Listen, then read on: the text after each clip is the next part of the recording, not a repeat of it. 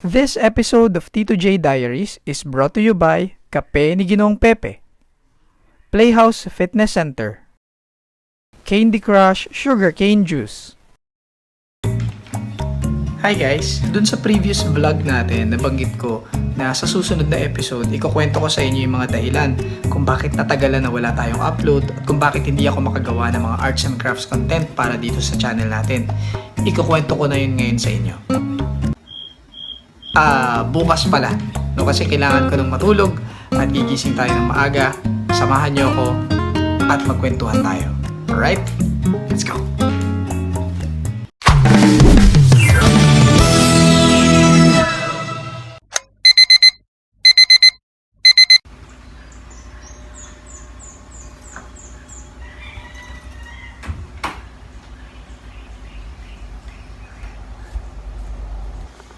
Good morning guys. Maaga tayo ngayon gumising kasi naimbitahan tayo sa anniversary ng Playhouse Fitness Center sa may Halahala. A-attend tayo ngayon. Yung unang part ng program kasi nila ay fun run. So mag-i-start siya ng 6:30. Yung oras natin ngayon 5:40 na. So kailangan ko nang magmadali para makaalis na kagad. Kikitain natin dun si Kuya Bobak. Yung kasama natin dati sa Minis Market. Ayan. At dahil alam kong ang masusubok ang aking katawang lupa ngayong araw na to, sinigurado kong meron akong almusal bago ako pumunta sa gym. Matapos mag-almusal, hinanda ako na ang mga kailangan kong bitbitin. Tapos, dumiretso na ako sa pagligo. Dahil late na, hindi ko naaabutan ng fun run. Pero dali-dali pa rin akong umalis matapos makapagbihis.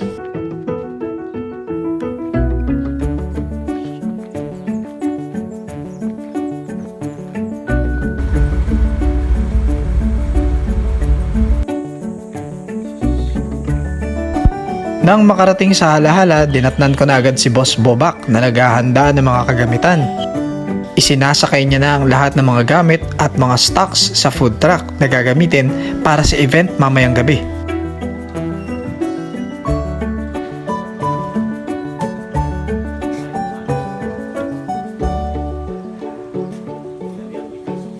Dahil may ilang buwan na rin mula nang magsara ang night market, medyo matagal-tagal din kaming hindi nagkita ni Boss Bobak. Ngayon na lang ulit. Kaya naman nasa biyahe pa lang hindi na kami nauubusan ng kwentuhan. Boss, may makakatulong pa sa mga kasama natin.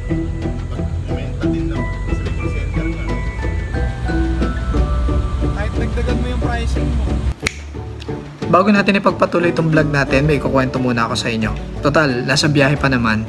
Ipapaliwanag ko muna kung bakit sobrang dalang ko ng mag-upload at wala na akong arts and crafts content dito sa channel na to.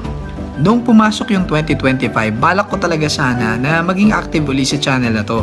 Na ang plano sana unti-unting gawing travel vlog para sa Yellow Hat Project.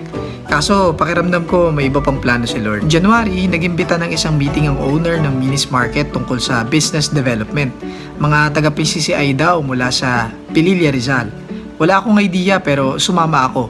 It turns out na yun na rin pala yung araw na mabubuo ang PCCI Halahala Chapter. Ang PCCI o Philippine Chamber of Commerce and Industry ay ang pinakamalaki at nag-iisang kinikilalang association ng mga business owners sa Pilipinas. Marami itong miyembro mula sa pinakamalalaking negosyante sa bansa hanggang sa mga MSMEs. Ito ang nagsisilbing boses ng mga negosyante sa Pilipinas. Hindi ko na mai-elaborate kung ano-ano mga ambag ng PCCI sa industriya, pero isa rito ang pag-impluwensya sa gobyerno para sa paglikha ng mga programang magpapalakas sa sektor ng pagnenegosyo at industriya sa bansa. Ang pagkakaroon ng local chamber ng PCCI sa Halahala ay isang mahalagang hakbang para pag-isahin at palakasin ang boses ng mga MSMEs dito. Nagkaroon ng eleksyon nung araw na yon para sa interim officers at naluklok nga ako bilang public relations officer. Actually, nag-aalangan ako nung una dahil wala naman akong idea sa kung ano ba yung PCCI. Kinagabihan, nagpunta ako sa website nila at nag-research tungkol dito. Doon ko na-realize na posibleng tinuturo ako ng pagkakataon sa tamang direksyon para magtagumpay ang Yellow Hat Project. Posible kasi na prerequisite o di kaya ay driving force ang PCCI para magtagumpay ang mga pinaplano ko dito sa initiative na to sa Yellow Hot Project. Tinanggap ko ang hamon at sinigurado na magiging buhay ang social media page ng PCCI. One-man team ako sa social media management. Mula sa branding, logo and layout designs, captions, online activities, promotions, program conceptualizations, script writing, social media calendar planning, letters, interactions at iba pa. Ginawa ko tong priority sa loob ng ilang buwan dahil palagay ko ito nga ang unang hakbang para maipakilala ang Yellow Hot Project. Sa ngayon, nasa proseso pa rin ng PCCI Halahala Chapter Facebook page. Malayo pa ang lalakbayin, pero malayo na rin. At gaya ng motto ko, trust the process pa rin. Sa susunod, Yellow Hot Project naman ang pag-uusapan natin. Sa ngayon, back to video muna tayo.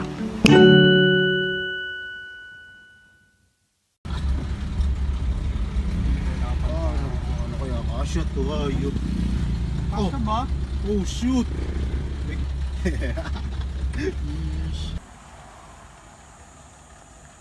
Asya yan. Pagdating namin sa location, nasubok pa ang driving skills ni Boss Bobak. Akala nga naming dalawa hindi kakasya ang truck dahil sa taas ng bubong nito.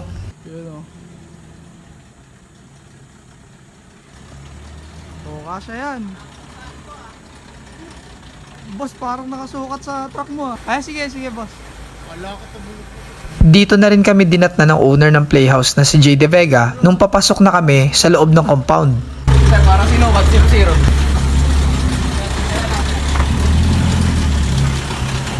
Lumos, di ba tatama? Na makapasok, inayos lang saglit ni Boss Bobak ang pagkakapark ng food truck at nagsimula na kaming mag-setup.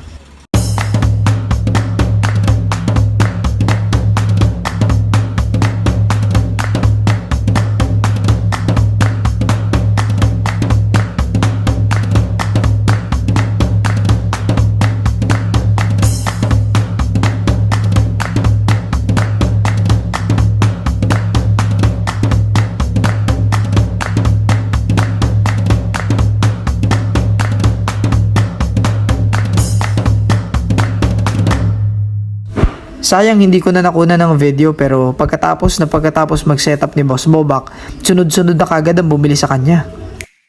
Nang mabakante, sinamantala namin ni Boss Bobak ang pagre-relax. Nakipagkwentuhan muna kami sa owner na si Jay De Vega.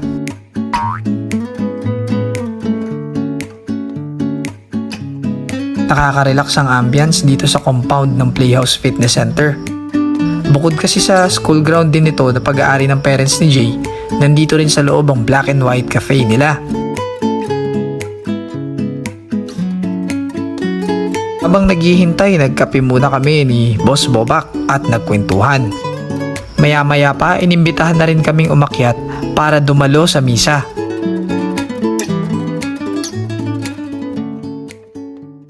Pagkatapos ng misa, nag-proceed agad ang lahat sa fitness activities. Nagkaroon ng aerobic session na sa pagkakaalam ko isa sa mga bagong program na ino-offer ng Playhouse Fitness Center. Mag-iikot kami ni Kuya Bobak ngayon. Habang busy pa ang lahat sa Play Center kung saan sila nag-aerobics, nagpunta muna kami ni Boss Bobak sa Playhouse para sumilip. Dito ginaganap yung mga cross-training, boxing at Muay Thai sessions at iba pa. Na-excite ako sa totoo lang kasi matagal ko nang napapanood sa Facebook yung mga video nitong Playhouse. At ito na yung exciting part ng araw na to para sa akin. Maya-maya pa, inintroduce na nga ako ni Boss Jay sa boxing coach nila para makasali sa boxing at Muay Thai sessions, si Coach Venus. Hindi basta-basta si Coach Fernando Venus dahil bukod sa pagiging mahusay na coach, hindi lang sa Playhouse kundi ng iba pang mga atletang kabataan sa Rizal, lumalaban din siya sa mga professional MMA fights. Gusto ko ako yung maghari sa 115. Sa training, nakasama ko sina Ma'am Jana, Sir JR at Sir Mac na mga players din na hinahandle ni Coach Venus. Matagal-tagal na rin akong nahinto sa formal trainings ko sa martial arts, kaya exciting para sa akin to.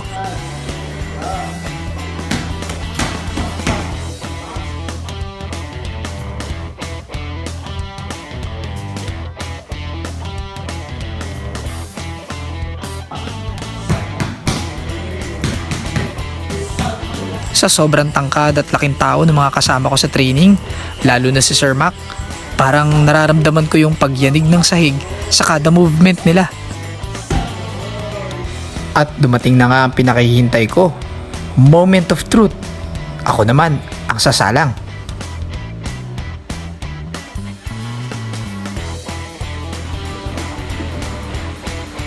Okay.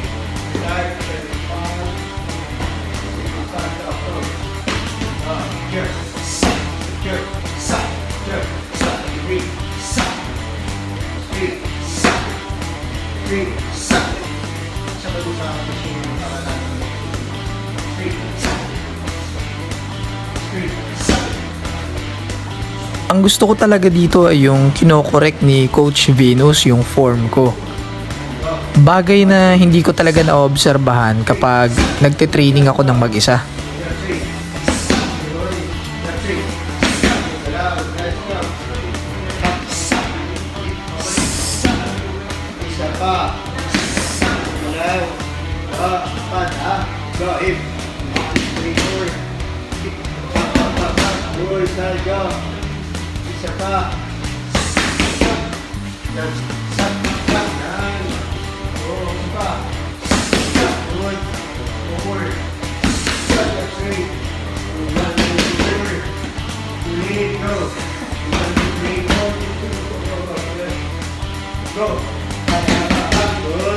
Sa loob ng isang round, talagang inaabot ako ng matinding hingal.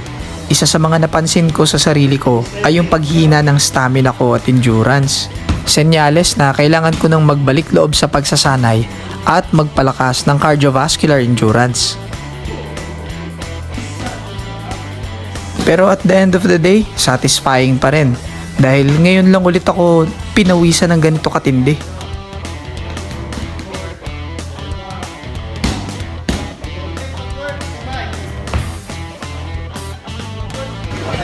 Vlog ako. Ano po pangalan niyo, sir? JR, January. JR. Sir JR. Si Ma'am Jana. Mga Hi! Kaya si Coach. Coach Yan. Venus. Katatapos lang namin mag Muay Thai. Yo. Grabe. Sobrang nangala yung balikat ko doon Lalaki kasi. Follow niyo si Coach Venus sa Facebook. Sa- So, may yes. Facebook mo, sir? Facebook page ko, Coach Venus. Yan. Pa-follow na lang. Thank you. Thank you, sir. Matapos magpapawis, bumalik na ako sa tambayan namin ni Boss Bobak, kung saan nakasama namin sa kwentuhan sina Ivan Aniago at Mark Calibara, ang dalawa sa mga miyembro ng bandang Hiraya na pride ng mga Halahenyo pagdating sa musika. I-follow nyo na rin sila sa Facebook.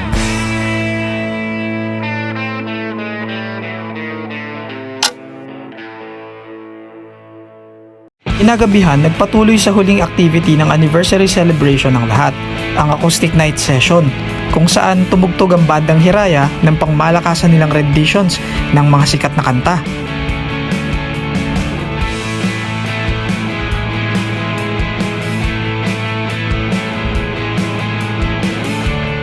Kami naman ni Boss Bobak, naka-assign sa pag-serve ng snacks at drinks.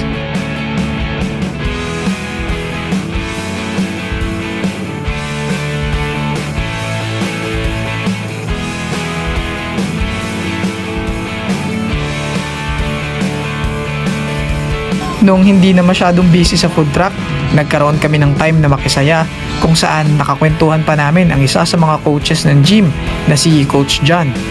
Natapos ang gabi na satisfied ang lahat sa anniversary celebration ng Playhouse Fitness Center.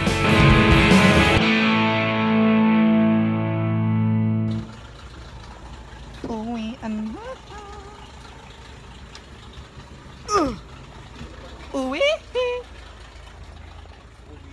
Agoy. Pero wala na, boss.